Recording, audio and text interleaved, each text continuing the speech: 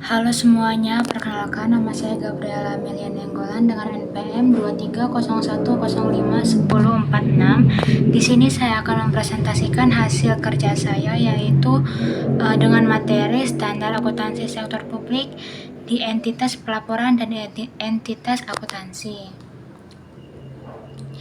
Pengertian entitas pelaporan. Entitas pelaporan adalah unit yang menyusun laporan keuangan dengan tujuan pelaporan publik. Laporan keuangan ini digunakan untuk memberikan informasi keuangan yang transparan dan dapat dipertanggungjawabkan mengenai kondisi keuangan dan kinerja entitas sektor publik kepada pihak yang berkepentingan seperti pemerintah, masyarakat, dan lembaga pengawas. Karakteristik entitas pelapor. Yang pertama, tujuan laporan. Entitas pelaporan bertanggung jawab untuk menyusun laporan keuangan yang menggambarkan kinerja dan posisi keuangan berdasarkan prinsip akuntansi yang berlaku. Yang kedua, tanggung jawab. Entitas ini memiliki tanggung jawab untuk mempertanggungjawabkan penggunaan anggaran dan sumber daya yang dikelola. Yang ketiga, kepentingan stakeholders.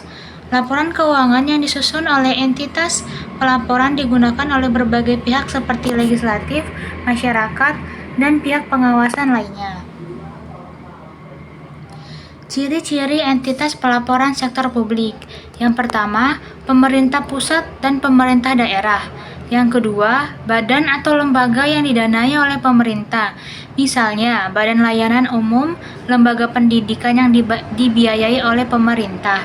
Ketiga, unit-unit yang memiliki kewajiban dan sumber daya yang harus dipertanggungjawabkan kepada publik dan badan pengawas.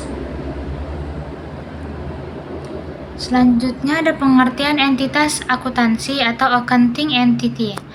Entitas akuntansi merujuk pada unit yang melakukan pencatatan transaksi dan aktivitas akuntansi.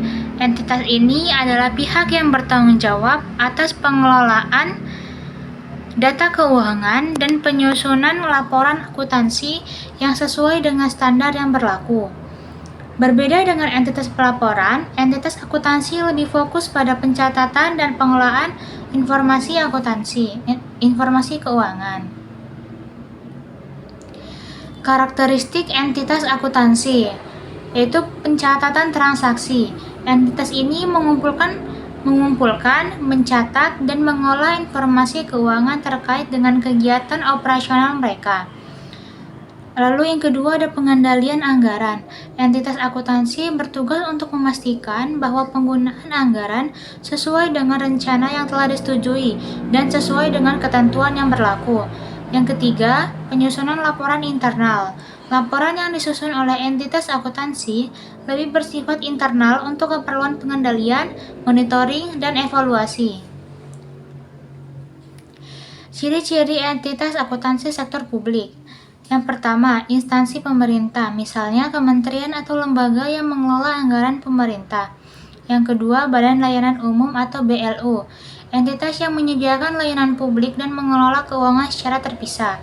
Yang ketiga, perusahaan daerah, entitas yang dibentuk oleh pemerintah daerah untuk menjalankan kegiatan usaha tertentu seperti PDAM atau perusahaan daerah air minum. Lalu di sini ada perbedaan antara entitas pelaporan dan entitas akuntansi. Dari aspek fungsi utama, entitas pelaporan adalah menyusun laporan keuangan yang disajikan kepada publik dan lembaga pengawas. Untuk entitas akuntansi yaitu mencatat transaksi dan menyusun laporan keuangan internal. Lalu dari aspek tanggung jawab yaitu bertanggung jawab untuk memberikan informasi transparan mengenai penggunaan dana publik. Untuk entitas akuntansi bertanggung jawab untuk memastikan pengelolaan keuangan dilakukan secara akurat dan sesuai ketentuan. Untuk aspek cakupan laporan keuangan, untuk entitas pelaporan, laporan keuangan yang mencakup keseluruhan entitas atau unit pemerintah.